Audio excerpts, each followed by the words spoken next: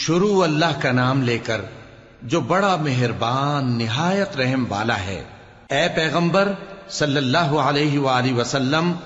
لوگوں سے کہہ دو کہ میرے پاس وحی آئی ہے کہ جنوں کی ایک جماعت نے اس کتاب کو سنا تو کہنے لگے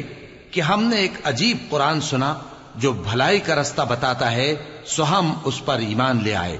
اور ہم اپنے پروردگار کے ساتھ کسی کو شریک نہیں بنائیں گے، اور یہ کہ ہمارے پروردگار کی شان بہت بلند ہے، وہ نہ بیوی رکھتا ہے نہ اولاد، اور یہ کہ ہم میں سے کوئی بے وقوف اللہ کے بارے میں جھوٹ گھڑتا ہے، اور ہمارا یہ خیال تھا کہ انسان اور جن اللہ کی نسبت جھوٹ نہیں بولیں گے، اور یہ کہ بعض بنی آدم بعض جنات کی پناہ لیا کرتے تھے تو اس سے ان کی سرکشی اور بڑھ گئی تھی،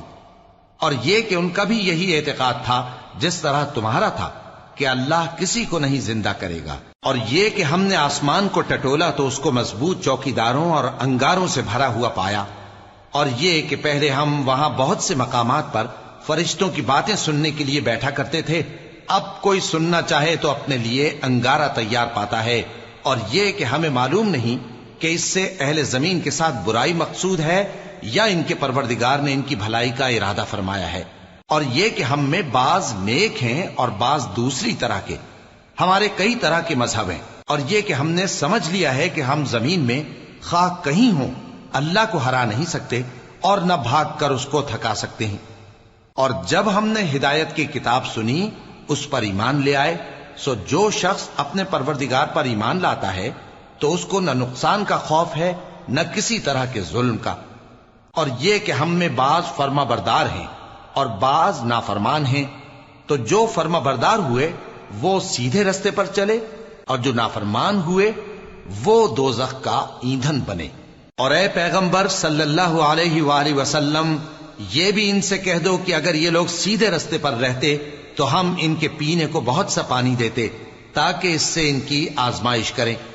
اور جو شخص اپنے پروردگار کی یاد سے منہ پھیرے گا وہ اس کو سخت عذاب میں داخل کرے گا، اور یہ کہ مسجدیں خاص اللہ کی ہیں تو اللہ کے ساتھ کسی اور کی عبادت نہ کرو، اور جب اللہ کے بندے یعنی یہ پیغمبر صلی اللہ علیہ وآلہ وسلم اس کی عبادت کو کھڑے ہوئے تو کافر ان کے گرد ہجوم کر لینے کو تھے۔ اے نبی صلی اللہ علیہ وآلہ وسلم، کہہ دو کہ میں تو اپنے پروردگار ہی کی عبادت کرتا ہوں اور کسی کو اس کا شریک نہیں بناتا، یہ بھی کہہ دو کہ میں تمہارے لیے نہ کسی نقصان کا اور نہ نفع کا کچھ اختیار رکھتا ہوں، یہ بھی کہہ دو کہ اللہ کے عذاب سے مجھے کوئی پناہ نہیں دے سکتا اور میں اس کے سوا کوئی جائے پناہ نہیں پاؤں گا، ہاں اللہ کی طرف سے احکام کا اور اس کے پیغاموں کا پہنچا دینا ہی میرے ذمہ ہے، اور جو شخص اللہ اور اس کے پیغمبر کی نافرمانی کرے گا تو ایسوں کے لیے جہنم کی آگ ہے، وہ ہمیشہ ہمیشہ اس میں رہیں گے، یہاں تک کہ جب یہ لوگ وہ دن دیکھ لیں گے جس کا ان سے وعدہ کیا جاتا ہے، تب ان کو معلوم ہو جائے گا کہ مددگار کس کے کمزور ہیں اور شمار کن کا تھوڑا ہے۔